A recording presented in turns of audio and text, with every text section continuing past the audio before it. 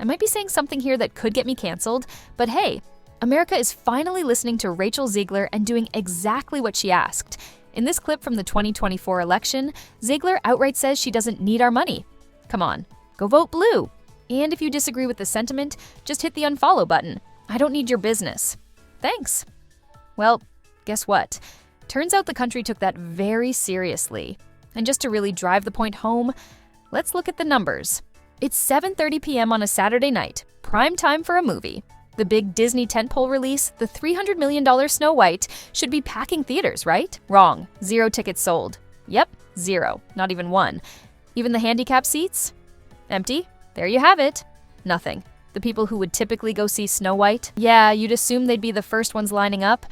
But with numbers like these, something is seriously off. Now, there is a silver lining in all of this. Disney was smart enough to make sure Rachel Zegler would never speak to a camera again. And honestly, mission accomplished. No more viral clips of her telling people not to give Disney their money. But let's be real, it's not just Rachel Zegler dragging this film down. Now, let's talk about the critics. They will get their chance to see the movie and render their verdict soon enough. Nerdrotic pointed out that Disney has placed an embargo on reviews, a common industry tactic. Basically, critics who get the privilege of seeing the film early have to agree to hold off on publishing their thoughts until the studio allows it. Usually, they're sent a watermarked copy of the film, and once the embargo lifts, they can release their critiques. But here's the interesting part: the embargo. For Snow White lifts just 1 day before the movie comes out. That means critics can only start posting their reviews right before audiences get to see it. Now, let me just say, this isn't how things work when you have a winning movie. If a studio is confident in a film, say, something like Top Gun, Maverick, they want critics hyping it up early. They let reviews drop weeks in advance because they know word of mouth will bring audiences in, but with Snow White? Yeah.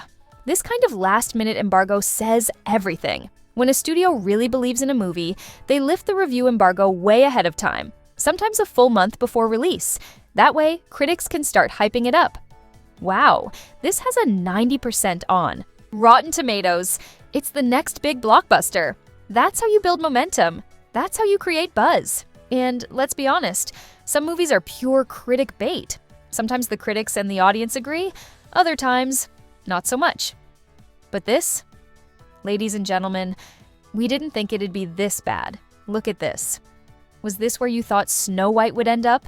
45% on the tomatometer. And remember, that's with the hand-picked critics. The ones getting the VIP treatment, swag bags, free tickets to Disneyland, probably even a set of Mickey Mouse ears. Disney pulled out all the stops to keep them happy, and yet even they couldn't save this film. How bad is it? Well, let's dive into the live Rotten Tomatoes critics' reviews. One critic sums it up perfectly. With an uneven combination of forgettable music, bland choreography, and a few bright spots that can't carry the weight of the film, Snow White stumbles more than it soars. And that's just the beginning genuine laughs. Snow White barely manages to keep its footing.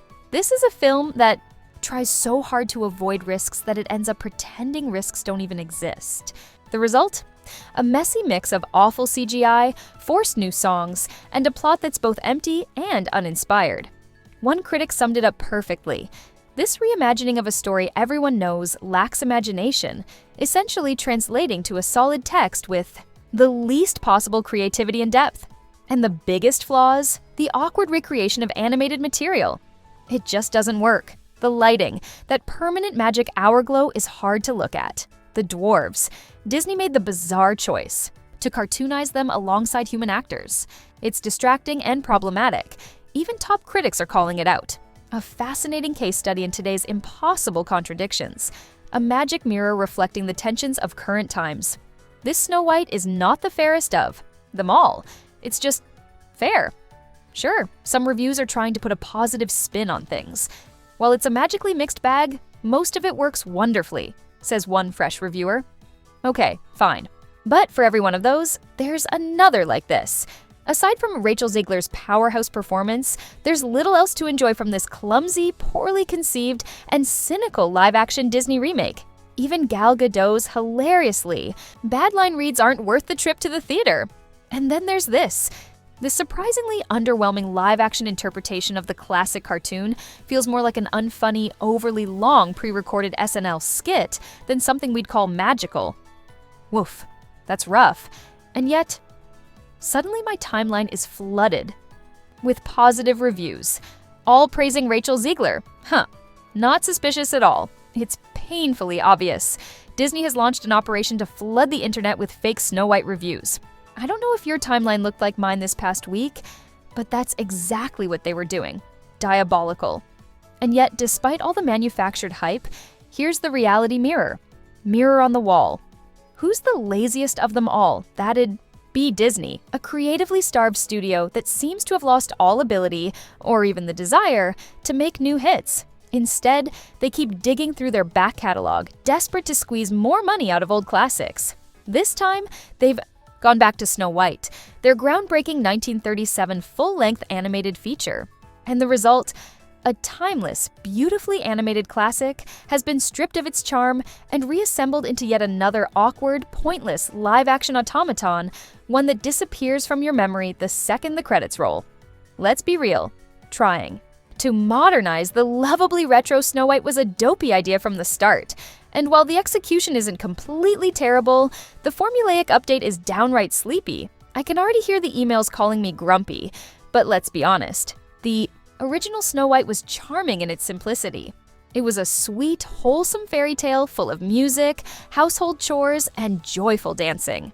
For 2025, however, director Mark Webb and writer Greta Gerwig, because of course, decided to update it in typical Disney fashion. More action, more empowerment, and, naturally, more social commentary. In this version, the evil queen doesn't just envy her stepdaughter, played by Rachel Zegler. She's now a full-blown oppressive monarch who forces all her male subjects to become soldiers. The once vibrant village, it used to be full of color when Snow White's parents were alive, but now that the evil queen is in power, grayscale. It's literally Pleasantville. And of course, in this version, Snow White doesn't simply ride off into the sunset with her prince anymore, because that apparently just wouldn't be progressive enough. In this version, Snow White isn't just waiting for true love, she has to wake up and save the kingdom from the vain, power-hungry evil queen. Rachel Zegler brings a slight edge to the traditionally sweet Snow White. Her voice has a distinct pop compared to what we heard in West Side Story. And while she fits the role of a Disney princess better than a Shakespearean actor might, that's about the only thing this film gets right. Gal Gadot, as the beautiful yet narcissistic evil queen, is oddly more entertaining here than she ever was in Wonder Woman. Her apple-clutching old lady disguise adds more personality than expected, which is a rare highlight in an otherwise disastrous movie. Forget the classic prince. This Snow White throws out true love's kiss and instead gives us Jonah, a Robin Hood-style thief leading a group of oppressed villagers. Because, of course, unlike in the 1937 original, where Snow White and the prince barely spoke, this time she and Jonah flirt in the woods and even share a duet. But don't expect the beloved classic "Someday My Prince Will Come." That's been erased in favor of a more modern approach. And here's where things really go off the rails. In a mind-boggling creative choice, Disney has transformed the iconic seven dwarves into creepy animated lawn gnomes. They're supposed to be people, but somehow they look less realistic than the smiling squirrels and birds in the forest. The filmmakers clearly had no clue what to do with Snow White's cottage pals, so they went with the worst possible option. The result? Some movies are destined to fail. This was one of them. With the original Snow White and the Seven Dwarfs released in 1937, critic Archer Weinstein declared it